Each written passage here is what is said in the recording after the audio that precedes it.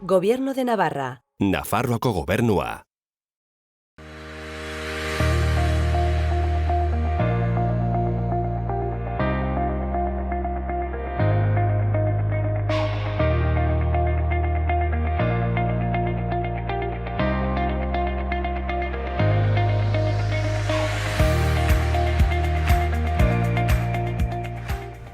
Kaixo eta ongitorriak gaurko saiora.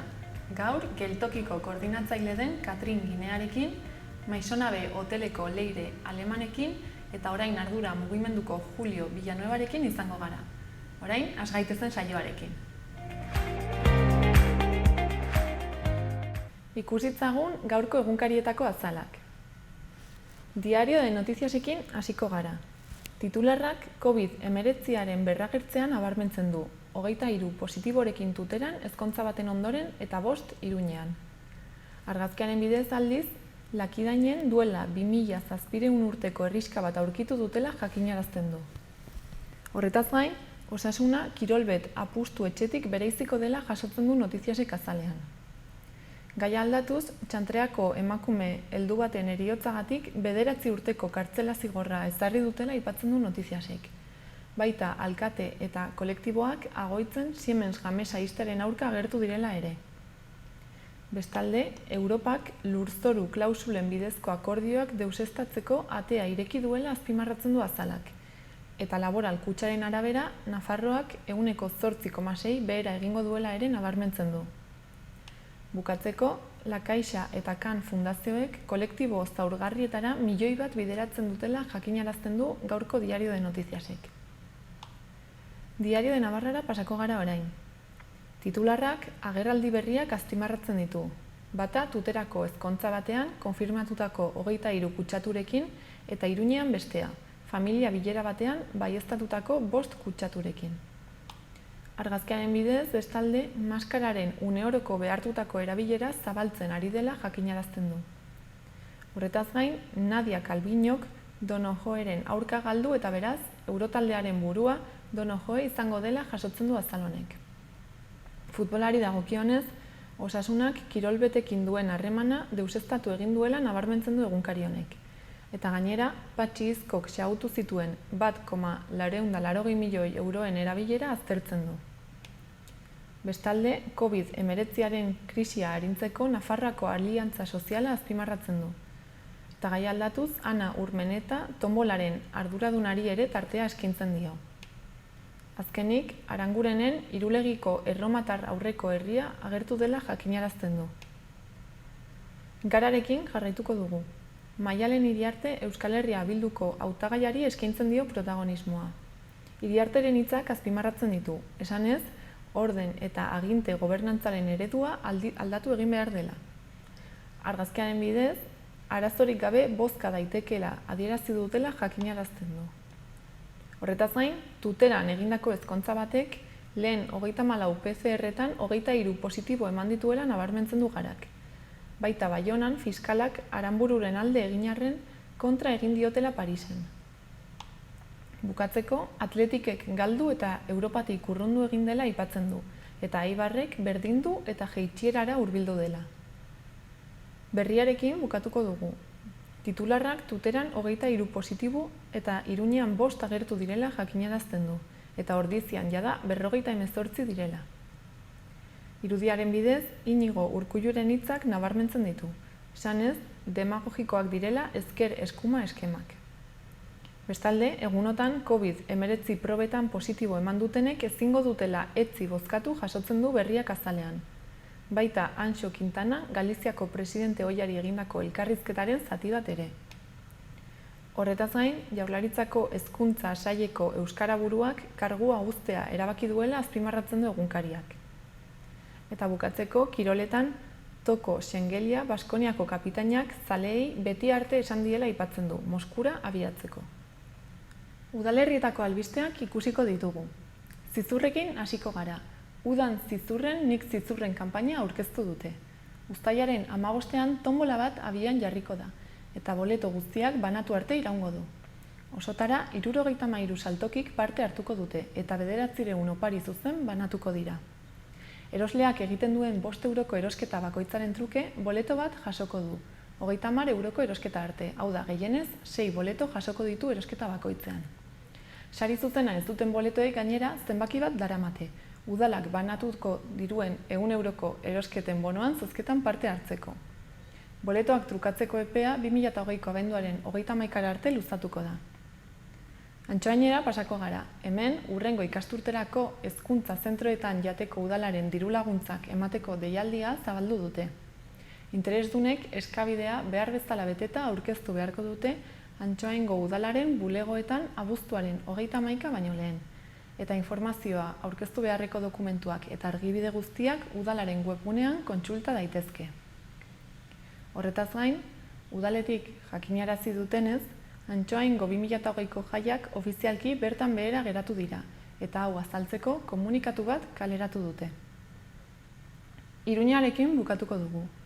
Pamplona-Iruña app berriak udalak eskaintzen dituen eduki turistiko guztiak biltzen ditu, eta erraz eskuratu zein erabiltzeko moduan jartzen ditu bisitariek hiriburua ezagutu eta bertako egonaldia aprobetxatu dezaten.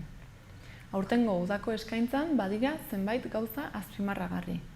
Bisitariendako prezio erakargarriak dituen ostatu eta menu kanpaina bat. Musika eta kultura ardatz dituzten zenbait jaialdi eta hiria ikuspuntu desberdinetatik ezagutzeko dozenaka bisita gidatu besteak beste. Ezohiko uda honetan, Iruñeak gustu guztietarako kultur proposamenak eskaintzen ditu. Ziudadelan paratutako agertokian programatutako kontzertu zikloez gain, beste musika jaialdi batzuk ere ospatuko dira. Uztai eta abuztuan. Izan ere, uztailaren 28tik abuztuaren batera Iruña Reclassics musika klasikoko nazioarteko jaialdiaren lehen edizioa eginen da. Abuztuaren 4tik aurrera, ohiko harresietako jaialdiaren txanda izanen da, eta abuztuaren 26tik 30 izen handiko Flamenco on Fire Iruñera iritsiko da berriro. Horretaz gain, Iruñeak bere izaera askotarikoa erakutsiko die turistei uda osoan zehar, egunero hirian barne egiten diren bisita gidatuen bidez. Historia, harresiak, katedrala, San Ferminen garrantzia edo entzierroak, horiek dire ibilbide horiek abiapuntu izaten dituzten gaietako batzuk. Eskaintza osatzen dute takonerako sekretuak arakatzen dituen ihes joko batek eta gotorlekuei buruzko antzerki erako bisitek. Bisitariendako argibide praktikoak biltzen ditu Pamplona-Iruña aplikazioak, esate baterako nola iritsi hiriburura edo nola mugitu Iruñeko kaleetan barna denbora ahalik eta hobekien aprobetxatzeko. Sarbidea dauka halaber asteko jardueren agendara eta beste zenbait baliabide erabilgarrira, turismoko sare sozialetara eta San Ferminei buruzko historia eta xehetasun guztiak biltzen dituen aplikazio ofizialera. Gainera, hiria ikuspuntu desberdinetatik, baina sakon ezagutzeko, 2 ibilbide proposatzen ditu apak. Harresietako ibilbidea eta Doneiakue bidearen ibilbidea dira, eta turista Iruñeko interesgune nagusietako batzuetan barna gidatzen dute. Udalak badu turisten egonaldia ahalik eta probetxugarrien egiteko beste bide bat, Pamplona-Iruña kart txartela. Baliabide horrek dozenaka deskontu eta abantaila ematen ditu museoak eta gune turistikoak bisitatzeko, ikuskizunetarako sarrerak erosteko, bisita gidatu zein txangoetarako eta saltoki eta jatetxeetan gastronomiaz eta isialdiaz gozatzeko. Gainera, txartelau doakoa da. Gaia aldatuz, Pi Fernandino bildumak nazioko zein nazioarteko bilduma zaletasunaren erreferente batek 156 obra eman dizkio doaintzan Iruñeko udalari eta Iruñeko alkateak Elena Fernandino eta Emilio Pirekin sinatu duen agirian jasotakoarekin bat udalak beste 6 obra ere eskuratu ditu. 2017ko urtarriletik Iruñeko udalak Pi Fernandino bildumaren 87 obra zituen aldi baterako lagapenean, 3 urterako zehazki. Horiek arte garaikidearen bilduman txertatu eta erakusketa batean aurkeztu ziren Ziudadelan. Pi Fernandino bilduma obra sorta pribatua da, Madrilen bizi diren Emilio Pi eta Elena Fernandino enpresari eta senar emazte iruindarrek 80ko hamarkadan eskuratutako artelanez osatua. Nazioan zein nazioartean bilduma zaletasun pribatuaren erreferente bihurtu dena. Bideoarte bildumaren parte batek, zein Reina Sofia Artes Zentroa Museo Nazionalari doaintzan eman baitzaio, Espainiako bildumarik onenarendako Arko saria jaso zuen 2010ean. Udal txostenetan jasotakoaren arabera, bildumak zenbait espezializazio esparru ditu.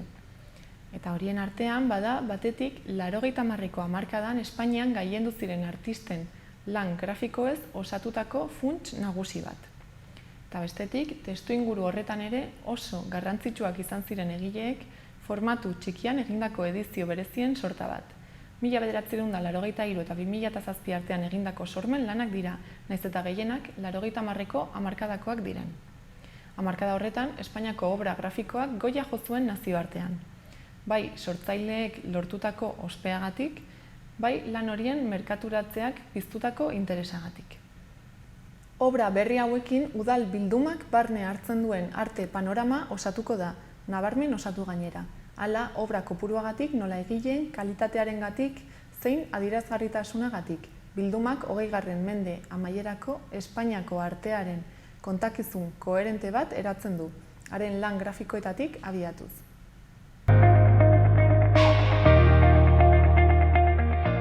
Ikus ditzagun gaurko eta asteburuko eguraldiaren iragarpenak. Gaur, fronte txiki batek hodeiak ekarriko dizkigu. Hodei gehien ipar isurialdean pilatuko dira, eta ez da baztertzen zirimiria egin dezakeenik. Hegoalderago mugitzen bagara aldiz, giroa argiagoa eta lehorragoa izango da. Ipar mendebaldeko haizea ibiliko da, eta horren ondorioz temperatura nabarmen jaitsiko da, barnealdean bereziki. Bihar, larunbatean, hodeiak ugariak izango dira eguneko lehen orduetan, eta baliteke kantauri isurialdean zirimiria edo euri txikia egitea, batez ere ekialdean. Goizak aurrera egin ahala, hodeiak gutxitu joango dira, eta arratsaldea eguzkitsuagoa izango da. Hegoaldean berriz, goizetik hasita, giro argia gailenduko da. Haizea ipar ekialdetik finkatzen joango da eta temperatura maksimoek gora egingo dute. Bukatzeko, igandean, uda giroa nagusituko da, baina ezegonkortasuna ere handiagoa izango da. Zeruan hodeitza aldakorra izango da, eta hainbat momentutan ostarte politak agertuko dira.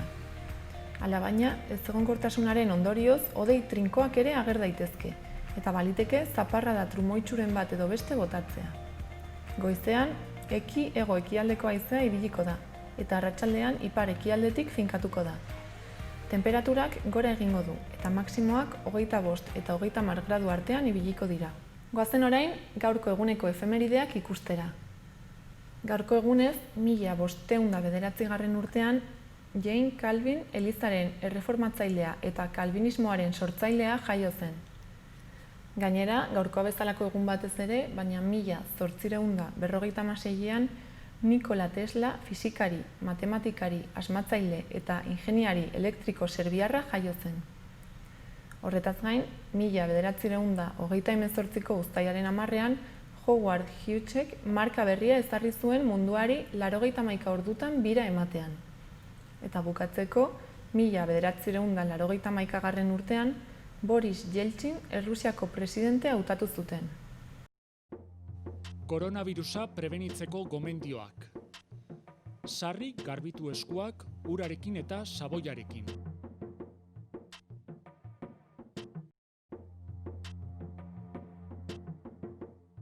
Estul edo doministiku egitean, ahoa estali besaurrearekin edo mukizapi batekin. Botatzeko mukizapiak erabili, eta ondoren zakarrontzira bota. Arnas sintomarik baduzu eta infektatutako pertsona batekin kontaktuan egon bazara, etxean geratu eta deitu 112 telefono zenbakira. Beste zalantzarik baduzu, deitu 948 290 290 telefono zenbakira. Gobierno de Navarra. Nafarroako gobernua.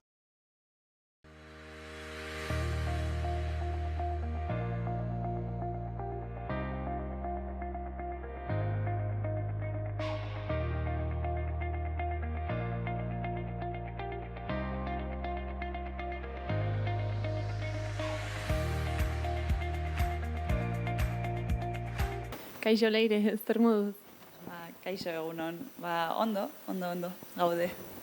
Aurtengo ez San Fermin hauek nola ari zarete bizitzen hemen Maisonabe hotelean? Oso arraroa da eta gainera guretzako kontraesana bat da. Zeren gure lana da jatetxera jendea erakartzea eta kalean normalki dago jendez beteta eta guk egiten dugu lana da gure etxera edo hotelera bai jatetxera jendea erakarri. Eta aurten, alde batetik daukagun erantzukizunagatik, ez? Zeren, festa kontendu egin bertzen eta kontuz ibili behar gara denok eta orduan lan egin nahi dugu, oso denbora gogorra pasa dugulako, itxiz eta guzti, baina ezin dugu horrela jendea erakarri zeren, festa kontendu behar da. Orduan, kontraesan horrekin, hortan gaude pizkat oreka bilatzen, ez? Eta adibidez, iazko datuekin konparatuz, aurten ze egoera dago? Aurten, San Ferminak galduta daude. Jatetxean normalki ditugu 120 pertsona egunero San Ferminetan bazkaltzen, eta aurten bai 6an eta 7an bai izan dugu jendea, baino ez dakit, 6an uste dut 60 pertsona bazkaldu zutela, eta 7an 80 horrelako zerbait, eta beste egunetan ja dira egun normalak.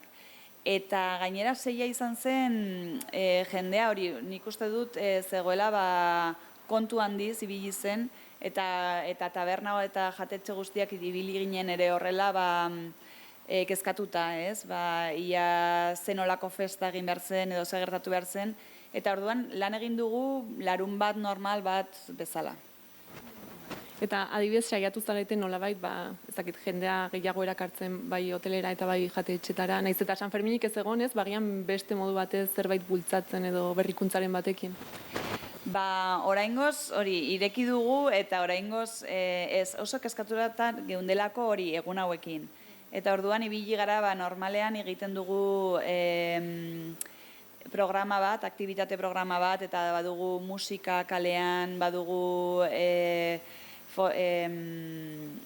badugu ere zezena atean, egiten ditugu, ekitaldi egiten ditugu omenaldiak, baina horten pentsatu genuen, ez? Ez dira San Ferminak, baina egingo dugu zerbait, eta baina gero iritsi da momentua eta ikusi dugu bai udaletxeak, bai esaten zigutela geldi egoteko eta kontuz orduan geldi geratu gara zeren ez genekien zagertatuko zen, eta nik uste dut garrantzitsua dela ere hori kontentzea eta orain hori gelditzea, orduan ez dugu ez ere egin. Hasieran bazirudien ez jendeak hamaiketakoa egiteko eta bazkariak gogopila zituela, baina gero azkeneko momentuan badirudi guztia lasaitu dela eta zergatik uste duzu agian jendeak aldatu duela ideiaz?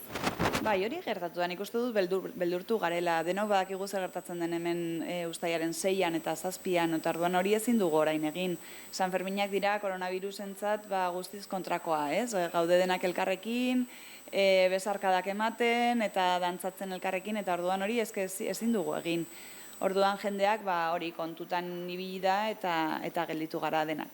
Bai enpresak, bai jatetxeak eta bai jendea ere. Eta kanpoko jendea iruditu zaitzu gerturatu dela Iruñara, ala aurten ez da inora gertu? Ez oso gutxi. Orain hotelean ja 10an, 11an uste dut etortzen direla frantses batzuk horrela nostalgia horrekin, ez? Badator bezero bat etortzen dena urtarrilaren lehenengoan, otsailaren 2. eskailera guztia egiten du, eta aurten ere etorri da, hori esan ezko hemen dago, ez? Bizi da Frantzian, hemen ondoan, eta orduan berentzat erosoa da, nolabait etortzea, baino Amerikarrak, Mexikarrak, Australiarrak guzti horiek, idatzi digute, aizue, zer modu zaudete, eta guzti hori baino etorri horiek ez. Hala ere, Iruñak baditu ere beste gauza erakargarri batzuk, ez? San Ferminetaz gain, esan nahi dut jendea etor liteke naiz eta San Ferminik ez egon. Baina justo aste honetan ez dira etortzen, ez oporretan daudenak, eta ez da ere San Fermineko ohiko bezeroak. Zeren ez dira San Ferminak, eta orduan dirudi ezin zarela horrela hemen etorri oporretan, eta orduan justo aste honetan da hotelean iaia lan gutxien egin behar dugun astear hilabete honetan. Orduan gero ja bai hasiko dela jende gehiago etortzen eta erreserba gehiago dituzue. Nik uste dut baietz, 15 aurrera ja baditugu, badugu oporretan etortzen den jendea, baita ere enpresak lanean ari direnak, eta hortik aurrera ja mugitzen da pizkat gehiago, eta espero dugu ja abuztuan hobe edo gehiago lan egitea, bai. Eta hurrengo urtera begira, jada badago jendea San Ferminetara etortzeko prest. Bai, hotelean deitu ditugu bezero guztiak, hau gertatu zenean, eta askok esan digute, 130 edo horrelako zerbait esan digute hurrengo urtean bueltatuko direla. Jo, ditugu bezeroak etortzen direla orain dela 20 urte igual, ez? Etortzen zirela gurasoak eta orain seme-alabak eta baitugu familiak horrela eta oso harreman estua dugu beraiekin. Eta horiek esan digute, bai, horrengo urtean joango gara, eta orduan mantendu erreserba eta ikusiko dugu elkar hurrengo urtean. Orduan bezeroak eta, jende, San Ferminak gustatzen zaizkion jendea oso fidela da, ez?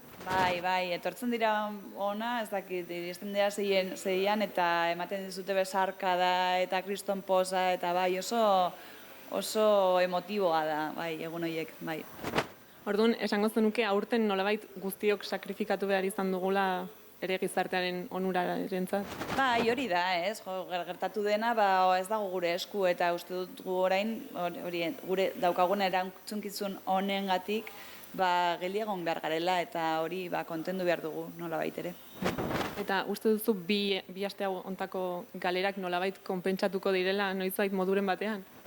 Bueno, hori da, ja zailago da hori ez eren. Bueno, hotel batean, saltzen ez dudana gaur, bihar ez du salduko ditudalako 157 gela eta jatetxean ere jateko hainbat leku eta hori ez da bueltatzen. Orduan, zaila izango da, baina aurrera jarraituko dugu eta mantenduko gara ziur.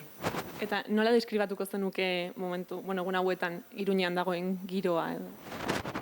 Da oso arraroa eta batez ere jendea dago oso nostalgikoa. Nik uste dut konturatu garela San Fermin egunean konturatu ginen denok pixkat gertatu zaidugun guztiaz, ez? Krisis honen, krisis hau zenolako, ze handia den, ez? Orain arte, bai, deseskalada eta ari ginen ateratzen, baina orain batean iritsi da San Ferminak, iritsi dira, eta ez dago festarik, eta baten ez dugu, ostras, hau benetan kezkagarria da, ez? Eta jendea da gorrela pentsatzen beti, joan den urtean etortzen ginen, eta erraldoiak zeuden hemen dantzatzen, eta txarangak, eta gaude denbora guztian pentsatzen horretan. Eta orduan, egin behar duguna da, aurrera begiratu, eta pasatuko da hau, eta noizbait txertoa iritsiko da, ez? Zer pentsatu behar dugu, hori, eta horrera jarraitu. Eta hurrengo urtea berezia izango da, ezakite bikoitza bezala. Espero dut hurrengo urtean San Ferminak izatea, ja dagoen txertoa edo ez, nik espero du baietz. Eta bai, gogoa handiz hartuko dugu guztiok, bikoitzan ikuste dut. Etorriko da jende guztia, gogoa askorekin eta emozio horrekin, ez? Bai. Eta esan duzu aurten ez duzuela San Ferminen programazio berezirik edo egin, eta agian pentsatu duzue udan zerbait berezia egiteko, orain galtzen ari den hori nolabait irabazteko edo? Ideiak badaude, oraindik ez ditugu prest egiteko edo, baino, daude, batez ere, terrazen kontua, ez? Orain, kalean egon nahi dugula eta guzti ere, eta holako zerbait pentsatzen ari gara. Eta geletan ere, baditugu ideia batzuk eta agian, beti zerbait espeziala pentsatu behar da momentu hauetarako, bai. Honek bultzatzen du pixka bat, ez? Berrikuntzara edo buruari buelta batzuk ematera. Bai, horixe. La Perla hotelean adibidez garakideak ere hor egin dutela hori terraza vertikal hori. Horrelako ideiak pentsatu behar ditugu nola baitere guzti hau gainditzeko, ez? Eta noski, ideia guzti horiek beti gaude pentsatzen eta ia nola egiten dugun. Orduan erronka bat da, ez? Egora hau zuentzat. Bai, noski, eta pentsatu behar duzu guztia eta bai. Ez dakit bukatzeko aipatzeko zerbait faltatu izan zaigun, ala mezuren bat bidali nahiko zenukeen horrela jende animatu agian Iruñara. Bai. Bueno, guk hotelean bai hartu ditugu eta baita jatetxean ere neurri guztiak, ez? Daukagu check-in egitean, ez dugu tarjetak ez ditugu ukitzen, daukagu garbitzeko gel bat hor beti prest, txartelak garbitzeko ere, ditugu manparak, jarritugu neurri guztiak, jendea eroso eta ziur, bai jendearentzako eta bai gu langileentzako, ez? Eta neurri guzti horiek hartu ditugu ere, gosariak egiten ditugu banan-banakoak, bandeja batean, eta guzti hori aldatu da guztion segurtasunarengatik. Eta horretan ari gaude, eta nik esan nahi dut, hori Nafarroa dela gainera leku bat, non lasai ibil gaitezke ez dakit mendian, eta dago, eta ibilbideak egiteko, daukagu turismo asko etortzen dela hori naturara, ez, daukagun naturara. Eta hori esan nahi dut, animatu jendea etorri dadin gu bizitatzera. Mila esker Leire gurekin hitz egiteagatik, eta espero dugu uda eta urtea ongi joatea. Ziur, mila esker. Koronavirusa prebenitzeko gomendioak. Sarri garbitu eskuak urarekin eta saboiarekin.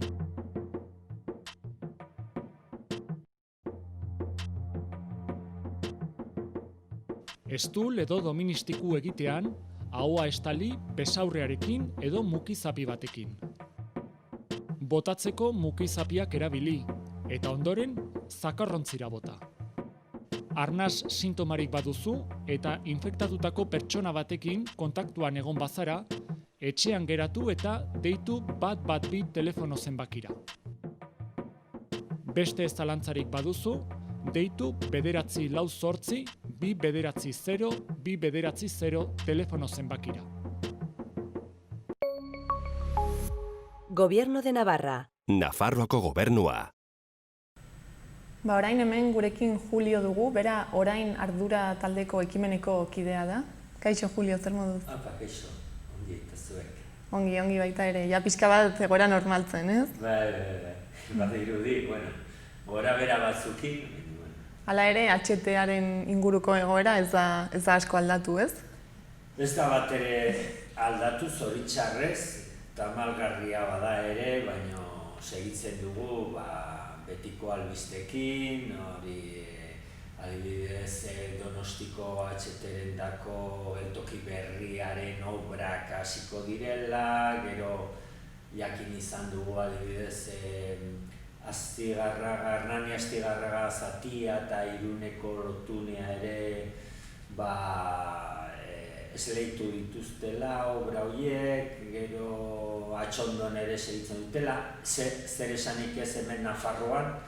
Nafarroan adibidez Martzilla, Falces, Azkoien, Herriberri inguruko obrek inoiz baino abiada handiago daramatela, guk ikusi dugun bezalaxe, eta naiz eta koronavirusen krisi bete-betean geundenean ere obretara jetxi ginen eta ikusi genuen hori ez. Obrek jarraitu zutela. Segitzen dutela eta guretako tamalgarria da. Horrek esan nahi du ez dugula ezer ikasi. Bazirudien ez, konfinamenduan agian herritarrak gehiago ari ginela kontzientziatzen eta zer gertatu da. Justu pandemia honek ikusarazi duena izan da, justu ze aulezian bizi garen, ez? Esan nahi dute 2008ko krisialdiaren ondorioz pairatutako murrizketek eta hola, adibidez osasun baldintzetan eta ze kondizio txarretan bizi gara, ez? Azken finean privatizazioak izan ziren nagusi, ez bakarrik askotan komunikabidek esatuten bezala, ez bakarrik adibidez Madrilen edo, hemen Nafarroan ere nik irakurri izan dudanen arabera, 70-60 goiti esku pribatuetan dago, Opus eta gainerakoetan, ez? Orduan, esan nahi dut, alde batetik privatizazioa direla, osasun publikoan murrizketa direla eta ikusi da, benetan, pandemia honetan, ikusi ditugu denok, adibidez, seguritate sistemak adibidez EPIak eta faltan zeudela, ospitaletan, ikusi izan dugu adibidez plastikozko poltsekin lanean hainbat erizain, ikusi izan ditugu benetan benetan guztiz prekarioak, ez? Jendeak etxeetan maskarak egiten, eta bar. Orduan, guzti horren aurrean, oraindik segitzea HT-rekin ezer gertatu izan ez baliz bezala, guretzat ulertezina eta tamalgarria da, ez? HT-ra bideratzen den diru guzti hori. Hori da, eta guk azkeneko komunikatuetan esaten genuen, adibidez, Iruña eta Gasteizen arteko HT-ren dako bideratzen den diruarekin 300 piko, ez da nahi zoritzen orain, baina 300 piko ospitale egin zitezken, ez? Edo adibidez orain ematen ari diren laguntzak, hutsaren hurrengoa da, bai adibidez kulturaren dako, esan dutena, autonomoen dako. Autonomoi emandako diruarekin, hori da bakarrik EAen, adibidez, 300 metro, HT-ren 300 metroaren aurrekontua. Ari gara desproporzio ikaragarriaz hizketan, ez? Esan nahi dut, oraindikan segitzen dutela xahutzen Deustako balio ez duen tren batian, ez? Azken finean 10 minutuz iristea edo ez iristea benetan guretako eta zenolako kalte dakarzkigu, karo, ez da ahaztu bihar adibidez koronavirusen agerpen hau dela krisialdi ekologiko orokor baten zati bat besterik ez dela. Eta ari gara, oraindik are gehiago suntsitzen eta ingurugirua eta hondatzen, ez? Orduan hemen 11 faktore daude, baina aztertu beharrekoak, zertan ari garen eta benetazko beharrak zeintzu diren aztertu beharko genituzke. Orduan zaintza kontuak, emakumeek gehien bate daramatenak, osasun kontuak, hezkuntza egokia, murrizketak ere alde hortatikan oso handiak izan dira, pentsio kontuetan, orduan kultura munduan, halako benetan ezinbestekoak diren sektoretan inbertitu beharra dela. Hori argita garbi ikusten dugu, orain arduratik eta hori da bultzatu nahi duguna. Orduan prioritateak ez, agian berriz baloratu, ez, zeintzuk diren benetan? Hori da, benetan aztertu zeintzuk diren benetako lehentasunak eta horiek hasitzen joan, ez? Eta ez inbertitu HT bezalako azpiegitura suntsitzailea izateaz gain, diru aldetikan oso monto handiko lanak direla eta benetan dirutza hori guztia beste sektore horietan inbertitu beharko zela. Horrela esan da, ez, oso logikoa dirudi eta orduan zergatik ez da egiten? Zergatik, interes ekonomiko handia daudelako, ez? Gainera, koronavirus krisi honetan ikusi izan da, momentu batzuetan lehentasuna eman zaiela hainbat enpresen jarduerari, ez? Momenturi latzenetan osasunaren gaindi zegoela benetan ekonomia eta segitu behar zela eta sistema ekonomikoa argi dago kapitalismoak ezin dela gelditu. Gelditzen baldin bada kolapso ekonomikoa litzateke. Orduan, nik uste hemen paradigma aldaketaren garaia heldu dela, ez? Ezin dugula hazkunde erabat eta geldiezina den sisteman oinarritutako zea hori segitu, ez? Eta orduan, benetan nik uste ez dela bakarrik atxetea gelditzea da kapitalismo gelditzea. Eta hemen Nafarroa suspertu plan horretan ez, agian aukera egonda nolabait erabakitzeko zertara benetan bideratu dirua. Bueno, azken finean, betiko kontua da parte hartzaile mugatu eta faltsua zabaldu dela, eta benetan azkenian hau da paripe hutsa, nolabait betiko hazkunde behar duen sisteman segitzeko eta hola ez. Eta hemen argi eta garbi adibidez, Nafarroko suspertu plan horretan agertzena argi eta garbi Nafarroko ubidea eta abiadura handiko trena ezinbestekoa direla, ekonomia nolabait sustatzeko eta jotasu segituko dutela bi kontu hauekin. Eta hori ez da egia ez, diozunez, eta zergatik ez dira txostenak eta bar egiten hori benetan frogatzeko? Beraiek ez dakit zenolako txostenak darabilten, baina kontua da, beraiek ja bide horria markatuta dutela eta ematen du benetan hau gertatu izan ez baliz bezala. Segitzen direla gauza berdinak eta hori guk hori da salatzen dugu.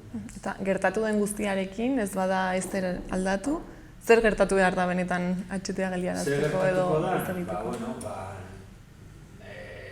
Hor inkognita dago estatutik datorren dirua, nola, pensatzen dugu, estatua nahiko zenbaki gorritan dagoela, pandemia aurretik bilioi bat euroko zorra zuela eta orain are handiago izango dela eta orduan pentsatu nahi dugu razionaltasunari begira Madriletik diru gutxiago helduko dela. Baina, ikusiko da, esaten nahi die, igual 2 urteko rezesioa izango dela, baina hemendik 2 urtera berriro ekonomia berpiztuko dela, ikusiko dugu, ez? Gure irudiko hau da, benetan aspaldi salatzen genuen krisi ekologiko orokor honen abiapuntu besterik ez dela. Eta honen ondorioz etorriko direla beste pandemia batzuk, etorriko dela biodibertsitateari eraso gehiago, eta orduan horrek ere markatuko duela krisialdi ekologiko handigua, eta kutsadura handiagoa, eta aldaketa klimatikoa handigua, eta orduan guk kokatzen dugu argi eta garbi krisialdi hau, krisialdi ekologiko orokor baten barruan eta hastapenean, eta benetan hemen ez badau kapitalismoari freno egiten dion beste indar potolo bate horre nagusitzen, benetan nik uste kolapso zivilizatoriora garamatzatela, eta horri aurre egin behar diogula ez. Etorkizuna latz ikusten duzu? Etorkizuna oso latza, eta ez bakarrik epe laburrean. Gehiago begiratzen ari gara epe ertaina edo epe luzera begira ez. Eta ez da lau ekologista zoroen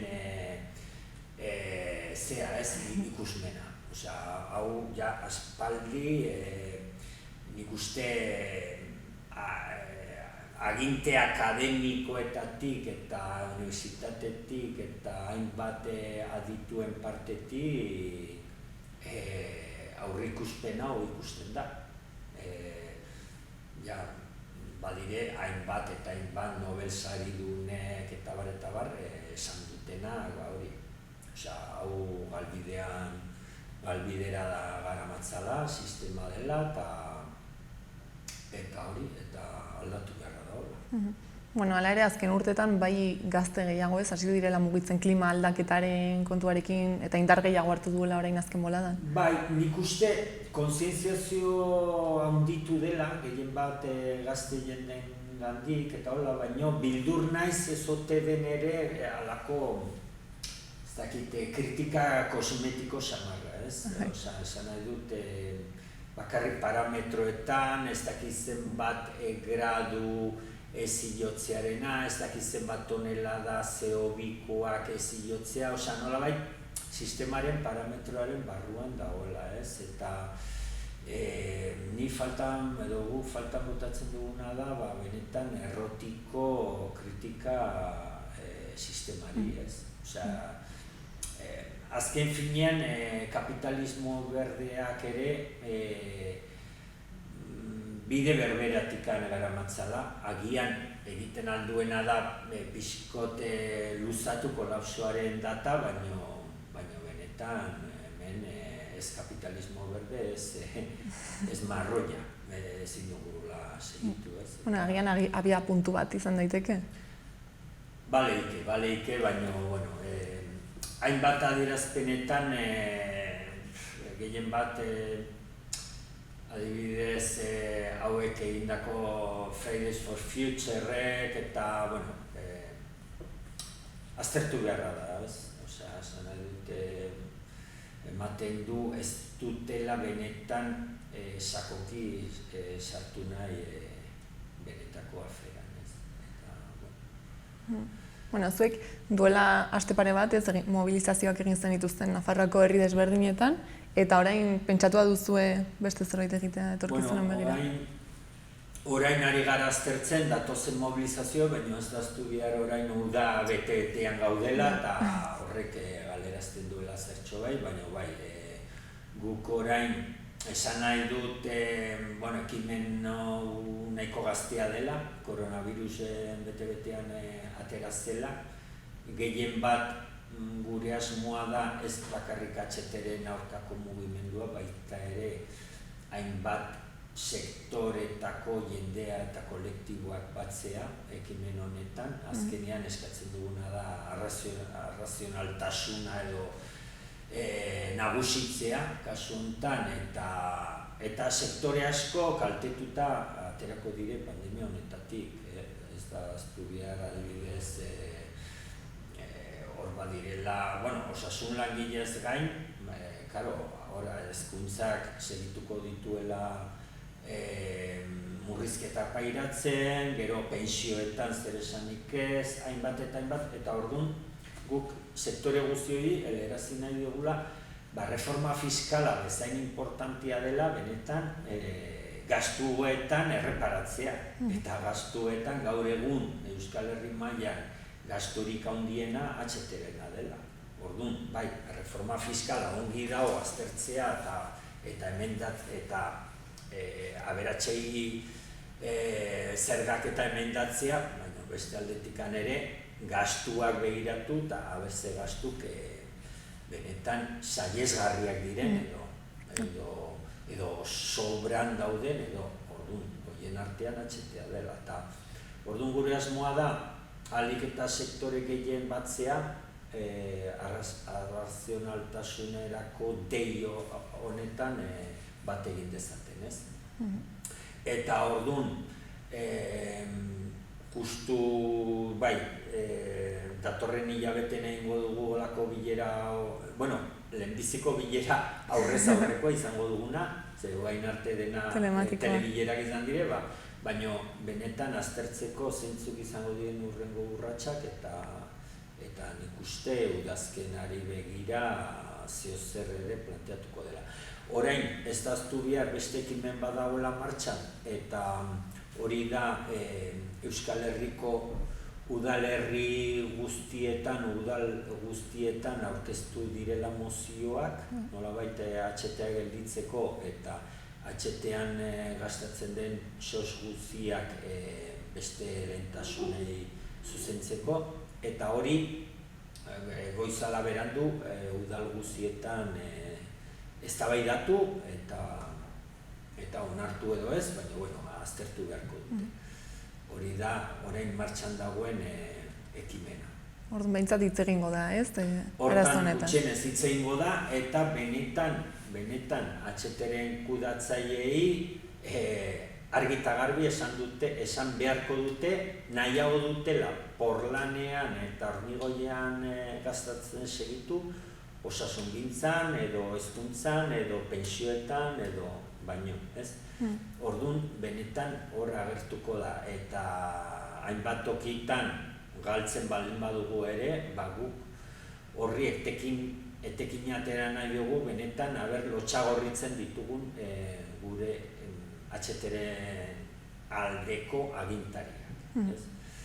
Batzuk aurpegian gogorra, hormigoia baino gogorragoa da, eta igual ez dire lotxagorritzen, baina benetan orain aztertu behar da, edo erabaki behar da, edo benetan ladrillo eta hormigoien politikan segitzea, edo osasungintza, edo hezkuntzan, edo pentsioetan pentsioak indartzea hor erabaki behar da. Gainera, udaletan izan da ez, herritarrek gertuago sentitu dezakete eta gertuago, eta nik uste, batzutan nik uste debate horiek gehiago segitzen direla, igual makropolitikoan ematen direna. Momentu hontako asmoa hori da, ez? Jendeak hau zalantzan jartzea? Hori da, udalerri guztietan gutxienez eztabaidatuko dela, eta hor zuzenetik segituko dugula. Eta sektore eta kolektibo desberdinek zuekin bat egitea, ez? Hori da, hor gutxienez jendeak ikustezan, bere politikarik zer egiten. Primeran, Julio, mila esker, hona etortzeagatik, eta adi egongo gara, orduan aipatu duzun bilera horretan zer erabakitzen duzuen hor. Eskerik asko zuei. Mila esker eta hurrengora arte. Koronavirusa prebenitzeko gomendioak. Sarri garbitu eskuak urarekin eta saboiarekin.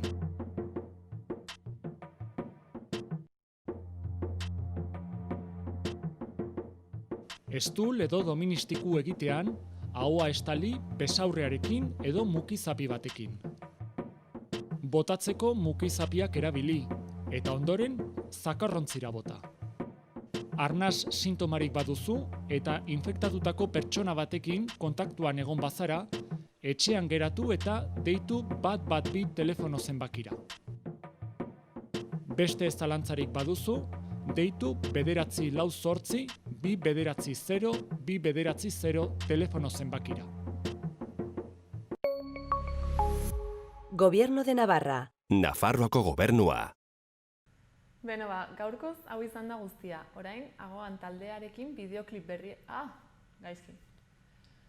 Gaurkoz hau izan da guztia. Orain, Agoan taldearen bideoklip berriarekin utziko zaituztegu. Mila esker eta asteburu ona pasa.